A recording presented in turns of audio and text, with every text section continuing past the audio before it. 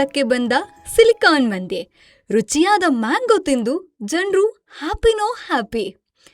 S, ಎಲ್ಲಿ ನೋಡಿದ್ರೂ ಬಗೆ ಬಗೆಯ ಮಾವು ಮತ್ತು ಹಲಸಿನ ಹಣ್ಣು.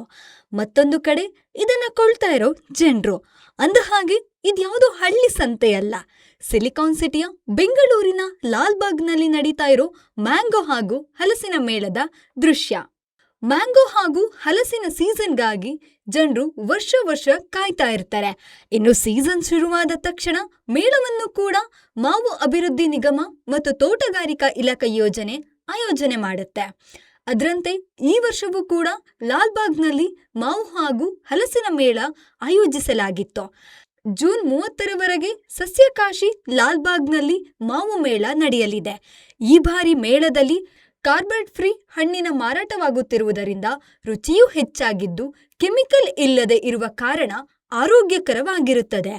ಹೀಗಾಗಿ ಹೆಚ್ಚಾಗಿ ಜನರು ಮೇಳದಲ್ಲಿ ಹಣ್ಣನ್ನ ಖರೀದಿಸಿ ತಿಂದು ಖುಷಿಪಟ್ರು. ಇನ್ನು ಈ ಬಾರಿ ಮಾವು ಹಲಸು ಮೇಳಕ್ಕೆ ವ್ಯಾಪಕ ರೆಸ್ಪಾನ್ಸ್ ಇದ್ದು ರೈತರಿಂದ ನೇರವಾಗಿ ಗ್ರಾಹಕರ ಕೈಗೆ ಸೇರುತ್ತಿದೆ. 25ರಿಂದ 30 ತರದ ತಳಿಗಳ ಮಾವುಗಳನ್ನ ಮೇಳದಲ್ಲಿ ಇರಿಸಲಾಗಿದೆ.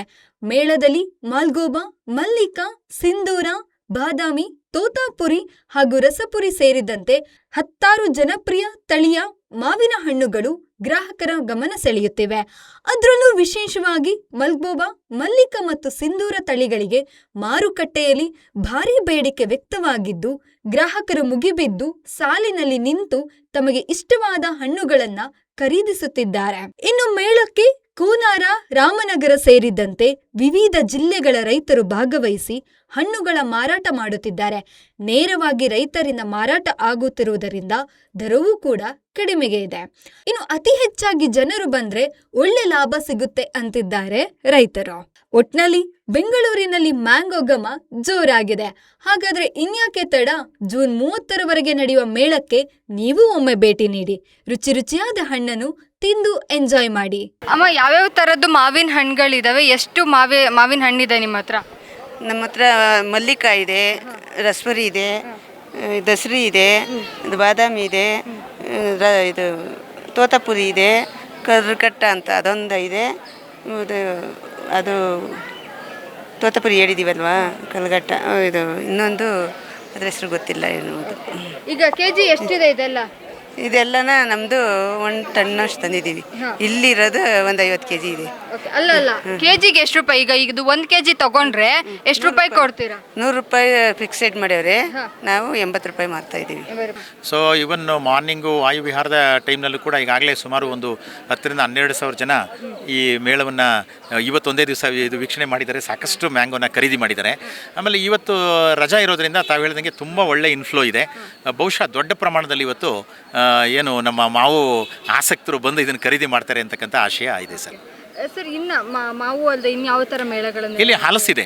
ಈಗ ಹಲಸನ್ನು ಕೂಡ ಮಾರಾಟ ಮಾಡ್ತಿದ್ದಾರೆ. ಇಲ್ಲಿ ಆ್ಯಕ್ಚುಲಿ ಗಾಜನ ಮನೆಯ ಸುತ್ತಲೂ ಕೂಡ ಏನು ಮಳಿಗೆ ಇದೆ, ಅಲ್ಲಿ ಹಲಸನ್ನು ಮಾರಾಟ ಮಾಡಿದ್ದಾರೆ. ಅಲ್ಲಿ 1-2 ಅವಕಾಶ. ಈಗ ಸಾಮಾನ್ಯವಾಗಿ ಹಲಸಿನ ಹಣ್ಣು ನೋಡಲಿಕ್ಕೆ ಚೆನ್ನಾಗಿರುತ್ತೆ, ಆದರೆ ಕುಯ್ಲಿಕ್ಕೆ ಭಾಳ ಕಷ್ಟಕರ ಅಂಟಿರ್ತದೆ ಅಂತ. ಸೊ ಅದಕ್ಕೆ ಸ್ವಲ್ಪ ಎಕ್ಸ್ಪರ್ಟೈಸ್ ಬೇಕಾಗ್ತದೆ.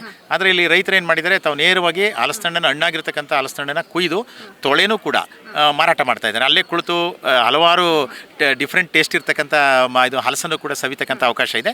ಅಥವಾ ಮನೆಗೆ ನಾವು ಹಲಸಿನ ಹಣ್ಣು ತೊಗೊಂಡು ಹೋಗ್ತೀವಿ ಅನ್ನೋದಕ್ಕೂ ಅವಕಾಶ ಇದೆ. ಸೊ ಅದರಿಂದ ಮಾವು, ಹಲಸು ಮತ್ತು ಕೆಲವು ಮಾವು ಮತ್ತು ಹಲಸು ಉತ್ಪನ್ನಗಳನ್ನು ಕೂಡ ಮಾರಾಟ ಮಾಡಲಿಕ್ಕೆ ಅವಕಾಶ ಕೊಟ್ಟಿದ್ದಾರೆ. ಸೊ ಹಂಗಾಗಿ ಒಟ್ಟಾರೆ ಈ 2 ವಿಶೇಷವಾದ ಹಣ್ಣಿನ ಏನು ಬೆಳೆಗಳಿದೆ, ಇದಕ್ಕೆ ಸಂಬಂಧಪಟ್ಟಂತೆ ತಮಗೆ ಬೇಕಾದಂಥ ತಳಿಗಳನ್ನು, ತಾಜಾ ಹಣ್ಣುಗಳನ್ನು ಖರೀದಿ ಮಾಡಲಿಕ್ಕೆ ಇದೊಂದು ವಿಶೇಷ ವೇದಿಕೆ ಅಂತಲೇ ಹೇಳ್ಬೋದು. ಸರ್, ಒಟ್ಟು ಈಗ 120ಕ್ಕೂ ಹೆಚ್ಚು ಮಳಿಗೆಗಳನ್ನ ಈ ಮಂಡಳಿಯಿಂದ ಕೊಟ್ಟಿದ್ದಾರೆ. ಸೊ ಹಾಗಾಗಿ ಎಲ್ಲ ರೈತರೇ ಇಲ್ಲಿ ನೇರವಾಗಿ ಮಾರಾಟ ಮಾಡ್ತಿದ್ದಾರೆ. ಸೊ ಆಮೇಲೆ ಒಳ್ಳೆ ಭಾಳ ಪ್ಲೆಸೆಂಟ್ ವೆದರು. ಸೊ ಇಲ್ಲಿ ನಾವು ಕ್ಯಾರಿ ಮಾಡಲಿಕ್ಕೆ ಕೂಡ ಇಲ್ಲ, ಅನತಿ ದೂರದಲ್ಲಿ ನಮಗೆ ಪಾರ್ಕಿಂಗ್ ಇರೋದ್ರಿಂದ ಅಲ್ಲಿಂದ ನೀವು ವೆಹಿಕಲ್ಸಲ್ಲಿ ಇಟ್ಕೊಂಡು ತೆಗೆದುಕೊಂಡು ಹೋಗಲಿಕ್ಕೆ ಅವಕಾಶ ಇರ್ತದೆ. ಆಮೇಲೆ ಮಾರ್ನಿಂಗ್ ಇವರು ರೈತರು ಇಲ್ಲೇ ಮಳಿಗೆನಲ್ಲೇ ಮಲಗೋದ್ರಿಂದ ಮುಂಜಾನೆ ನಿಮಗೆ 5 o'clockಗೆ ಸೇಲ್ಸ್ ಸ್ಟಾರ್ಟ್ ಆದರೆ ಮತ್ತೆ ಈವ್ನಿಂಗು 7 o'clockವರೆಗೂ ನಡೀತಾ ಇರ್ತದೆ.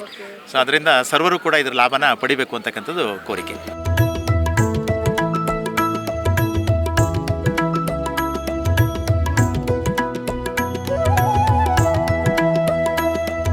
ಕ್ಯಾಮ್ರಾಮನ್ ನವಾಜ್ ಜೊತೆ ತ್ರಿಷಾ ರಮೇಶ್, ಸಂಪೂರ್ಣ ನ್ಯೂಸ್, ಬೆಂಗಳೂರು.